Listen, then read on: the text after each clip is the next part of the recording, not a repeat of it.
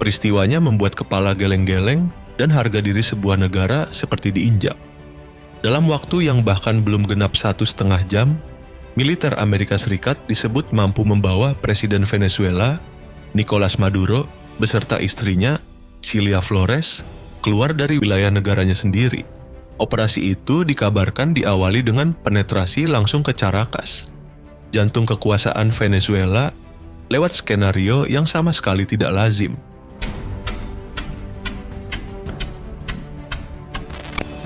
Keadaan ini segera memunculkan kejanggalan besar. Venezuela dikenal memiliki sistem pertahanan yang tidak bisa diremehkan. Sekitar 5.000 unit Manpads buatan Rusia berada dalam inventaris mereka. Senjata yang secara teori sangat mematikan bagi helikopter militer yang terbang rendah. Namun pada malam operasi itu tidak satupun tembakan dilepaskan. Pertahanan udara seolah menghilang. Kejutan bertambah ketika diketahui bahwa Maduro berada di bawah pengamanan ketat ratusan pasukan elit. Meski demikian, proses penangkapannya disebut berlangsung hampir tanpa perlawanan. Tidak ada respons militer yang terlihat. Situasi ini memicu pertanyaan yang jauh lebih dalam. Apa yang sebenarnya terjadi di balik layar? Apakah ada permainan dari dalam tubuh militer Venezuela sendiri? Apakah ini hasil kesepakatan gelap atau konspirasi tingkat tinggi dengan Washington? Dan di saat semua itu berlangsung, kemana Rusia, Iran, dan Cina, sekutu strategis Venezuela, ketika mitra mereka dilucuti dengan begitu cepat?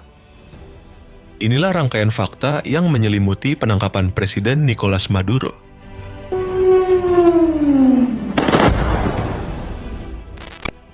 Operasi bernama Absolute Resolve yang digelar pada 3 Januari 2026 tidak pernah dimaksudkan sebagai penutup konflik. Justru dari titik inilah fase baru dimulai. Sebuah langkah Amerika Serikat untuk menempatkan Venezuela dalam kendali politiknya dengan dalih stabilisasi, sekaligus membuka jalan menuju penguasaan sumber daya alam strategis. Peristiwa ini menjadi puncak tekanan Washington di bawah Donald Trump, sebuah arah kebijakan yang sebenarnya telah terbentuk sejak masa jabatan pertamanya. Sejak 2018, Trump secara konsisten menolak mengakui Nicolas Maduro sebagai Presiden Venezuela. Maduro bahkan menuding bahwa gagasan agresif itu mulai menguat setelah sejumlah tokoh oposisi negaranya melakukan kunjungan ke Gedung Putih. Ketika Trump kembali terpilih pada 2024, rencana yang sempat tertunda itu kembali dihidupkan. Ia menolak hasil pemilu Venezuela tahun yang sama dan secara terbuka menyatakan tidak mengakui terpilihnya kembali Maduro sebagai presiden. Eskalasi kemudian bergerak dari retorika ke tekanan nyata. Pada Agustus 2025, 3 kapal perang Amerika Serikat dikerahkan ke perairan Venezuela. Sebulan setelahnya, langkah itu ditingkatkan dengan penempatan 5 jet tempur F-35 di Puerto Rico. Wilayah yang berada dekat dengan Venezuela bersamaan dengan unjuk kekuatan helikopter dan Osprey di pangkalan udara Ceiba.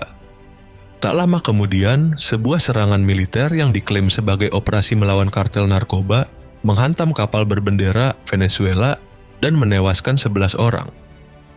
Maduro merespons dengan sikap keras.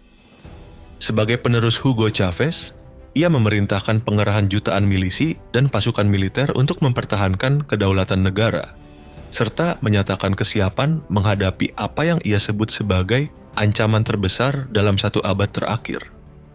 Sementara itu, Amerika Serikat terus melontarkan tudingan bahwa pejabat tinggi Venezuela, termasuk Maduro, terlibat dalam pengendalian kartel narkoba yang membanjiri wilayah Amerika Serikat. Di tengah situasi yang semakin genting, Trump dan Maduro dikabarkan sempat membuka jalur perundingan. Trump mengklaim sejumlah diplomat Amerika Serikat menyebut Maduro pernah bersedia memberi keleluasaan bagi Amerika Serikat untuk mengambil apapun dari Venezuela selama kekuasaannya tidak diganggu. Maduro juga disebut membuka peluang investasi bagi Amerika Serikat. Namun semua manuver itu gagal meredakan ketegangan, yang justru terus bertahan tanpa tanda-tanda mereda.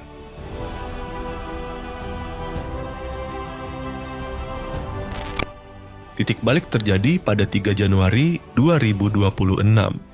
saat sebuah operasi militer berskala penuh dijalankan oleh Delta Force.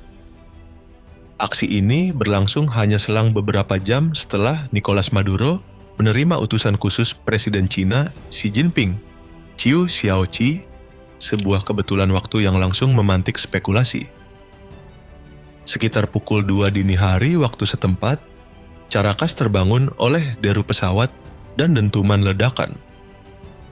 Setelah itu, gelombang serangan menyasar sejumlah titik strategis, fasilitas militer Fuerte Tiuna, pangkalan udara La Carlota, serta lokasi lain yang kemudian diikuti pemadaman listrik di beberapa kawasan ibu kota.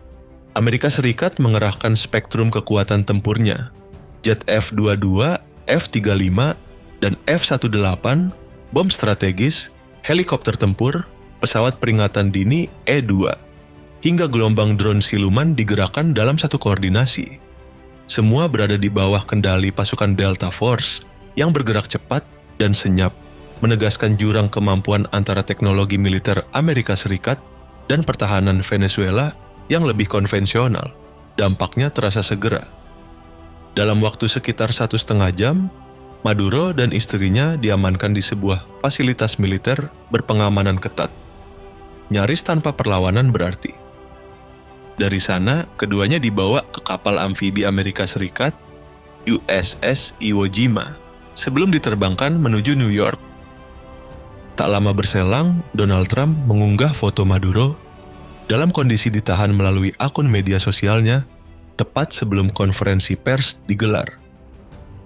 Ia memuji jalannya operasi dan menyatakan bahwa pasukannya telah berhasil menangkap Presiden Maduro dan menerbangkannya keluar dari negara tersebut.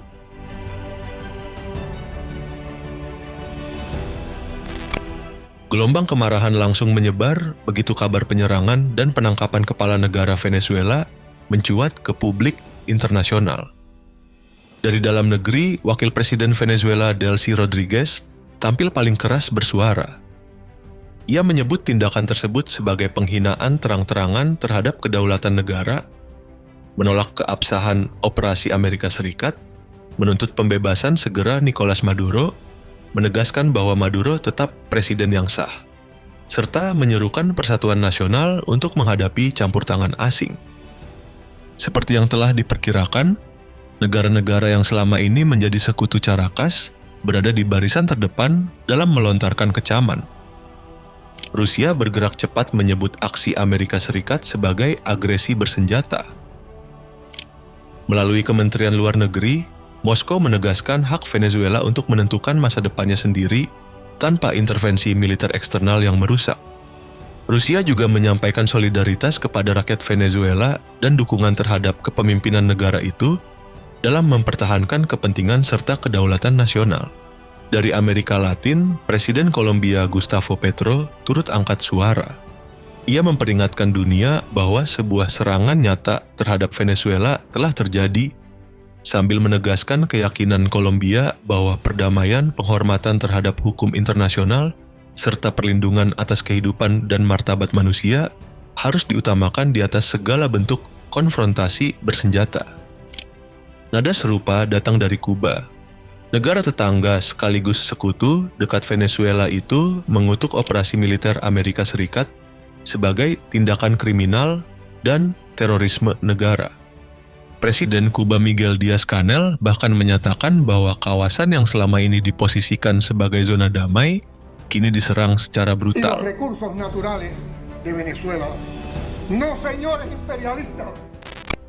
Namun kecaman tidak hanya datang dari luar Amerika Serikat. Dari dalam negeri sendiri, Senator senior Bernie Sanders meluapkan kemarahannya. Ia menuduh Donald Trump menjalankan imperialisme secara terang-terangan dan menghidupkan kembali doktrin Monroe. Doktrin lama yang mengklaim hak Amerika Serikat untuk mendominasi kawasan ini. Bahkan wali kota New York terpilih, Zohran Mamdani, dikabarkan langsung menghubungi Trump dan menudingnya telah menyeret negara itu ke arah perang. Di berbagai belahan dunia, demonstrasi bermunculan mengecam apa yang disebut sebagai tindakan barbar Amerika Serikat di bawah Trump. Namun di dalam Venezuela sendiri, respons publik justru terbelah tajam. Ribuan warga turun ke jalan di Caracas dan sejumlah kota lain menentang intervensi asing yang mereka anggap sebagai serangan terhadap kedaulatan nasional. Seruan pembebasan Maduro dan penolakan terhadap campur tangan militer asing menggema di ruang publik. Pada saat yang sama, ada pula kelompok yang merayakan peristiwa tersebut. Sebagian meluapkan kemarahan di jalanan, sebagian lain justru berpesta. Kontras ini mencerminkan polarisasi sosial dan politik yang telah lama mengakar di Venezuela. Situasi tersebut semakin memicu spekulasi liar tentang kemungkinan adanya pengkhianatan dari dalam, dugaan keterlibatan pejabat tertentu dan unsur militer Venezuela yang direkrut CIA. Ditambah isu imbalan $50 juta bagi siapapun yang memberikan informasi terkait keberadaan Maduro.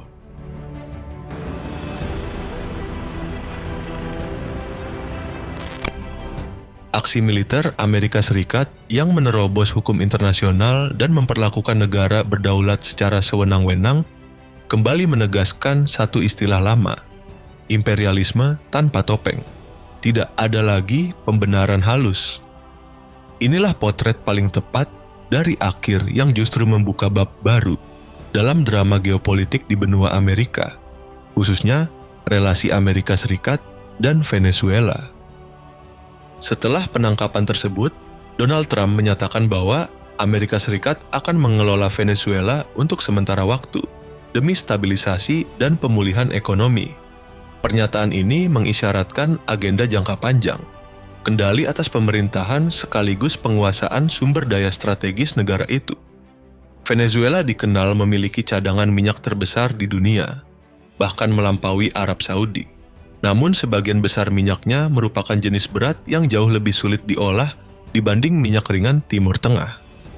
Hanya segelintir fasilitas di dunia yang mampu memprosesnya secara efisien. Dan Amerika Serikat memiliki kapasitas terbesar untuk itu. Faktor ini menjadikan Venezuela sangat penting dalam peta energi global. Penguasaan ladang minyak dan industri pengolahannya berpotensi menjadi bagian dari strategi Amerika Serikat untuk menata ulang pasokan energi dunia sekaligus menekan pengaruh Cina dan Rusia di Amerika Latin, dua negara yang selama ini menjadi sekutu utama Venezuela. Penangkapan Presiden Nicolas Maduro oleh militer Amerika Serikat di awal tahun ini bukan sekadar mengguncang keseimbangan geopolitik global. Peristiwa ini juga menjadi sinyal keras bahwa perubahan ekstrem dapat terjadi kapan saja, terutama ketika kekuatan militer besar dipadukan dengan kepentingan politik dan perebutan sumber daya alam. Meski Trump dan para pendukungnya memuji langkah tersebut sebagai tindakan tegas melawan tirani dan narkotrafik, banyak pengamat internasional mengecamnya sebagai pelanggaran serius terhadap hukum internasional dan kedaulatan negara. Bukan hanya Venezuela yang kini memasuki fase ketidakpastian politik dan ekonomi yang dalam, dunia pun menunggu reaksi lanjutan atas tindakan yang nyaris tak memiliki preseden ini.